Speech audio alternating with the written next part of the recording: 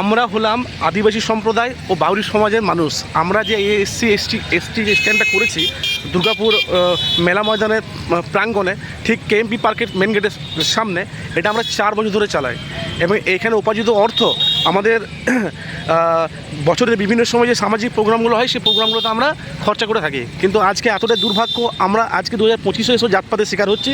দেখুন কী অবস্থা, আগের স্ট্যান্ডগুলো সবই তারা স্ট্যান্ড করছে, ঠিক আছে, আমাদের স্ট্যান্ডটা পুরোপুরি খালি করে দিয়েছে দুর্গাপুরে যে প্রশাসন, সে প্রশাসন আমাদের স্ট্যান্ডে ঠিক গেটে কমব্যাট ফোর্স দিয়েছে, আর সিভিক পুলিশ এবং বিজনাইশির তত্ত্বাবধানে ব্যারিকেড করে রাখা হয়েছে।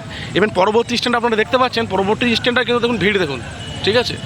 অথচ আমরা হলাম দুর্গাপুরের আদি মানুষ, হ্যাঁ, আমরা এই সাঁওতাল আর এই বাউরি সম্প্রদায়ের মানুষ হচ্ছে দুর্গাপুরের আদি ভূমিপুত্র। আজকে আমাদের জায়গায় ডিএসপি কারখানা তৈরি হয়েছে, তারপরে টাউনশিপে নির্মাণ হয়েছে এবং পরবর্তীকালে বিভিন্ন মানুষ এখানে মানে বসবাস করতে শুরু করেছে। কিন্তু আজকে যারা এই দুর্গাপুরের ভূমিপুত্র, যাদের আজকে আত্মত্যাগে এই ইস্পাত কারখানা তৈরি হয়েছিল এবং এই শহর ঝাঁচকচকে শহর গড়ে উঠেছে, সেই শহরের আদি মানুষ যাদের আত্মত্যাগে প্ল্যান তৈরি হয়েছিল, আজ তাদের সাথে এরকম অন্যায় বিচার হচ্ছে। জানি না দুর্গাপুর প্রশাসনের পিছনে কোন বড় নেতা বা কোন বড় মানুষ কী ইশারা করেছেন। আজকে 2025-এ এসেও আমরা বন্য বিদেশের শিকার হচ্ছি। ধন্যবাদ।